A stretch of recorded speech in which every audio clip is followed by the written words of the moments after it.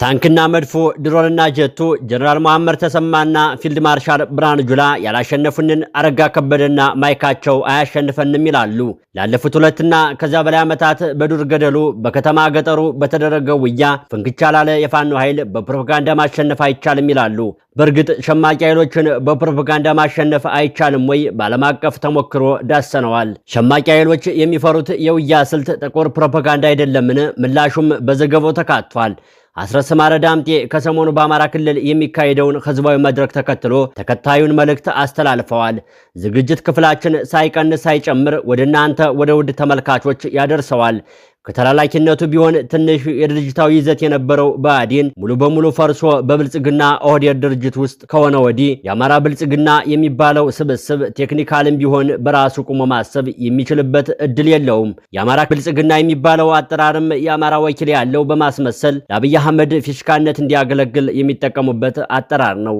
ነባሩ መዋቅርም በፋኖ ተጋድሎች ተበታትነዋል። ያም ሆኖ በየከተሞቹ ህዝብ እየሰበሰቡ የአማራን ህዝብ ትግል ሊያንቋሽሹና ፋኖን ሲረግሙ መዋሉ አልቀረም። ይህንን ተግባር እንደ ፖለቲካ ስራ የሚያዩ ወገኖች አማራ ክልል ውስጥ አገዛዙ እግር እየተከለ ይሆን የሚል ስጋት ሲያድርባቸው እናያለን። ብልጽግና ከዕለት ግርግር ያለፈን ነገር መስራት የማይችል የቀውስ ቡድን ነው። በአዳራሽ ሰላም ፈላጊ የሚመስለው ኃይል ከአዳራሽ እንደወጣ ህዝብን በገፍ የሚዘርፍና የሚጨፈጭፍ ነው።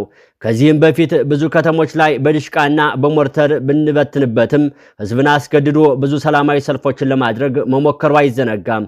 በሽማግሌ ስም፣ በሰላም ካውንስል ስም፣ በሃይማኖት አባቶች ስም የተደራጀና ነጋዴዎችም ጭምር የተካተቱበት ከትግል የሚያስኮበልሉ የፖለቲካ ደላሎችም በብዙ በጀት አሰማርቶ ነበር። ዳሩ ግን ምንም ለውጥ አላመጣም፣ አያመጣምም። የአማራን ትግል ማስቆም የሚቻለው የትግሉን አጀንዳዎች ለይቶ ተግባራዊ ምላሽ በመስጠት ብቻ ነው። እነዚህ ጥያቄዎች ደግሞ አገዛዙ የቆመበትን የቀውስና የሽብር አመፅ የሚሰባብሩ ስለሆኑ አርቆ አሳቢነትንና ህዝብን ማስቀደምን ይጠይቃል። አብይ አህመድ ዝግጁ አይደለም። የተሰባበረው የብአዴን መዋቅር ደግሞ ቴክኒካልም ሆነ በፍላጎት ደረጃ ይህንን አጀንዳ ሴት ለማድረግ የማይችል እንደ ፖለቲካ ድርጅትም ሆነ እንደ ክልል መንግስት ወይም እንደ ስብስብ መቆም የማይችል ነው። ስብስቡ የቀበሌና የወረዳ መዋቅር የለውም። ባህር ዳርና የዞን ከተሞች አለው። አመራርም ከስርዓቱ ካምፕ የሚያድር ነው። ለደህንነትም ለፖለቲካም ስራ ከጀነራሎቹ ጋር የተጠረነፈ ነው።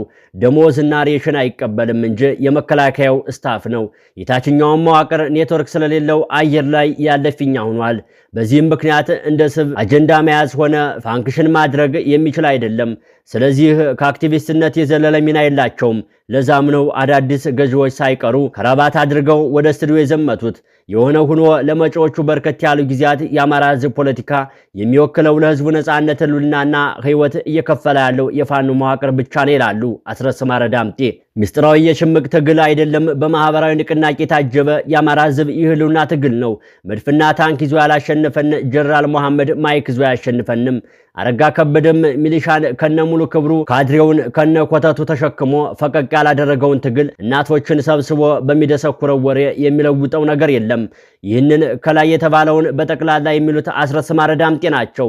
ጤና ይስጥልን። ዛሬ የሀገሪቱን የፖለቲካ ትኩሳት ወደ እናንተ የሰቀለውን 4 ኪሎን እንቅልፍ የነሳውንና በአማራ ክልል እየተካሄደ ያለውን የሞሽረት ትግል ውስጥ ወይራነት እየቃኘን ነው። 2016 ዓመተ ምህረት መንግስት በ2 ሳምንታት አጠናቅቀዋለሁ ህግ ማስከበር ነው ብሎ የጀመረውን ዘመቻ ዛሬ ታህሳስ 2018 ዓመተ ምህረት ላይ ደርሷል። ቃልና ተግባር፣ ፕሮፓጋንዳና መሬት ላይ ያለው እውነታ እንደ ሰማይና ምድር ተራርቀው የምናየው እዚሁ ላይ ነው። መንግስት ከሰሞኑ ከጠበንጃ ጠብ አሻገር የፕሮፓጋንዳውን ጠብ ጀምሮታል። የፕሮፓጋንዳ ማሽኖቹ ደግሞ በተለምዶ የህዝብ ሚዲያ ተብሎ የሚታወቁት በተግባር የፓርቲ ሆነው የተገኙት ናቸው። በእርግጥ በዓለም ላይ ነፃ ወይም ፕሮፓጋንዳ ይዘት የሌለው ሚዲያ የለም።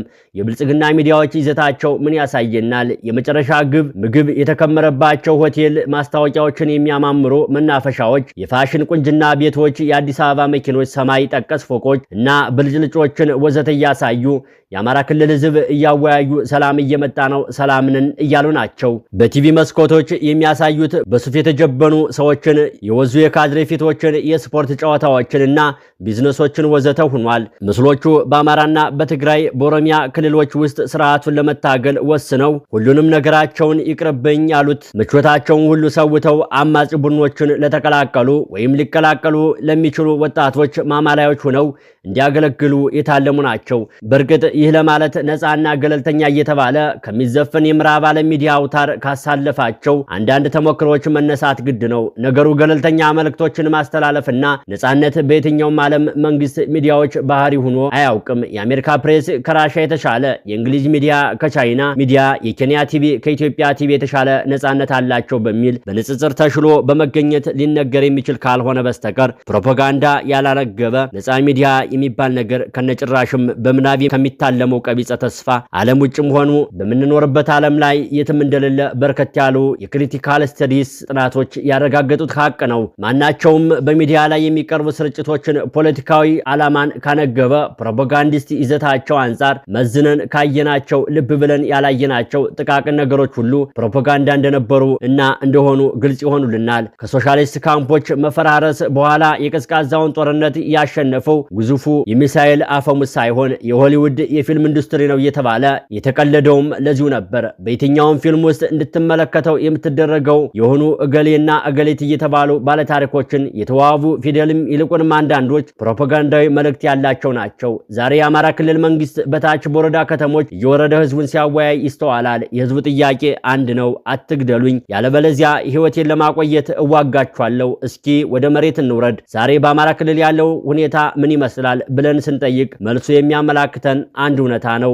እሱም የኃይል ሚዛኑ ከቤተ መንግስቱ ይልቅ ወደ ጫካው እያደላ መምጣቱን ነው። እንግዲህ ልብ በሉ፣ ከጥቂት ዓመታት በፊት ፋኖ የሚባለው ስም በመንግስት ሚዲያዎች የመንደር ሽፍታ፣ ባዳና ባንዳ ተመሳሳይ ነገር ተብሎ ሲጠራ ነበር። ዛሬ ግን ያ ሽፍታ የተባለ ኃይል የኢትዮጵያን የመከላከያ ሰራዊት በገዛ ምሽጉ ውስጥ አምቆ ከተሞቹን ከቦ አውራ ጎዳናዎችን ዘግቶ የመንግስትን እስትንፋስ እያቆራረጠው ይገኛል።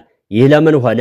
ይህ የፋኖ ወታደራዊ ታምር ወይስ የመንግስት የፖለቲካ ኪሳራ ውጤት ነው? ነገሩ ወዲህ ነው። የፋኖ ኃይሎች አሁን ላይ የምናያቸው እንደ ተራ አማጻን አይደለም። የውጊያ ስልታቸውን ስንመለከተው ከሽምቅ ውጊያ አልፈው ወደ መደበኛ ውጊያ እየተሸጋገሩ መሆኑን የሚያሳዩ ምልክቶች ሞልተዋል። እስኪ አስተውሉት። በጎጃም፣ በጎንደር፣ በወሎና በሰሜን ሸዋ የሚንቀሳቀሱት የፋኖ ኃይሎች ቀድሞ የነበራቸውን የመከላከል ቁመና ተቀይረው ወደ ማጥቃትና ቦታ የመያዝ ቁመና ተሸጋግረዋል።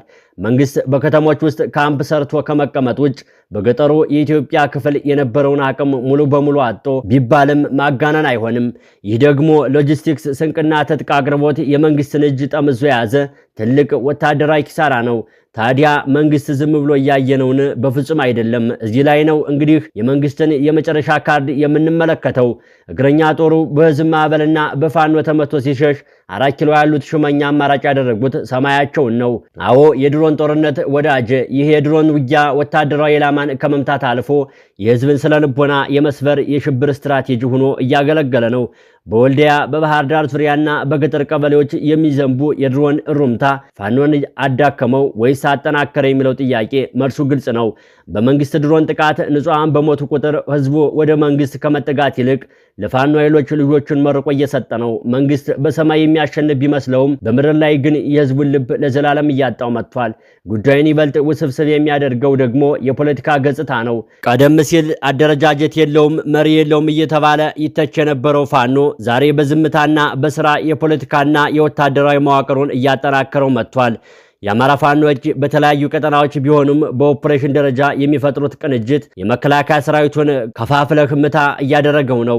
ይህም ብቻ ሳይሆን የፋኖ የትግል አቅጣጫ ከህልውናው ጥያቄ ወደ ስርዓት ለውጥ ማደጉን የአደባባይ ሚስጥር እየሆነ መጥቷል። ይህ ለጠቅላይ ሚኒስትር አብይ አህመድ አስተዳደር ቀይ መብራት ነው። ምክንያቱም ፋኖ አሁን እየታገለ ያለው ክልሉን ነፃ ለማውጣት ብቻ ሳይሆን አዲስ አበባ ያለውን የፖለቲካ ስርዓት ለመቀየር ጭምር መሆኑን በተደጋጋሚ እያሳየ ነው። ነገር ግን ይህ ሁሉ በፖለቲካ እና በወታደራዊ ትርምስ መሃል ልባችን የሚነካውና እንቅልፍ የሚነሳው ጉዳይ የህዝቡ ሰቆቃ ነው። ይህ ጦርነት በአማራ ክልል ያስከተለው ሰብአዊ ቀውስ በቃላት የሚገለጽ ብቻ አይደለም። ትምህርት ቤቶች ወደ ጦር ካምፕ ተቀይረዋል። ሆስፒታሎች መድኃኒት አጥተው የቆሰሉ ሰዎች በየሜዳው እየሞቱ ናቸው። የኢኮኖሚ እንቅስቃሴው ሙሉ ለሙሉ በሚባል ደረጃ ተሽመድምዷል። አንድ ሙሉ ትውልድ ያለ ትምህርት፣ ያለ ጤናና ያለ ተስፋ እያደገ ነው። ይህ ትውልድ የመግደል ያህል የሚቆጠር ታሪካዊ ወንጀል ነው። ታሪክስ ይህንን ይቅር ይላልን?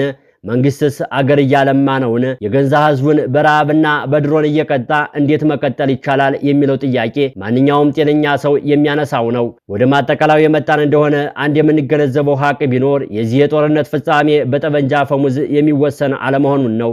መንግስት የቱንም ያህል ዘመናዊ መሳሪያ ቢታጠቅ የቱንም ያህል ድሮን ቢያሰማራ የታጠቀንና በህዝብ የተደገፈን ኃይል ማሸነፍ እንደማይችል የዓለም ታሪክ ያስተማረን እውነታ ነው። በሌላ በኩል ፋኖም ቢሆን ወታደራዊ ድሉን ወደ ፖለቲካዊ ድል ለመቀየር አሁንም የቤት ስራዎች አሉበት። ስለዚህ ቀጣዩ ጊዜ እጅግ ወሳኝ ይሆናል። ጦርነቱ በዚህ መልኩ ቀጥሎ ምናልባትም የመንግስት መዋቅር ሙሉ ለሙሉ ፈራርሶ ክልሉ ወደ ተራራ አስገዝነት አስተዳደር ወይም ወደማይታወቅ አቅጣጫ ሊሄድ ይችላል። ወይም ደግሞ የመንግስት የኃይል አማራጭ እንዳልሰራ ተረድቶ አሁን ያለውን የትዕቢት ካባ አውልቆ ወደ እውነተኛ ድርድር ሊመጣ ይችላል። ምርጫው ያለው 4 ኪሎ ነው። እስከዛው ግን ደም መፍሰሱ ቀጥሏል። የንጹሃን እንባም እየፈሰሰ ነው። እኛም እንደተለመደው እውነትን ፍለጋ ከፕሮፓጋንዳው ማዶ ያለውን እውነታ እየፈተሽን ወደ እናንተ ማድረሳችንን እንቀጥላለን። ለአሁኑ በዚህ እናበቃለን። በሌላ ተመሳሳይ መሰናዶ እስክንገናኝ ድረስ በያላችሁበት ሰናይ ጊዜ እንመኛለን።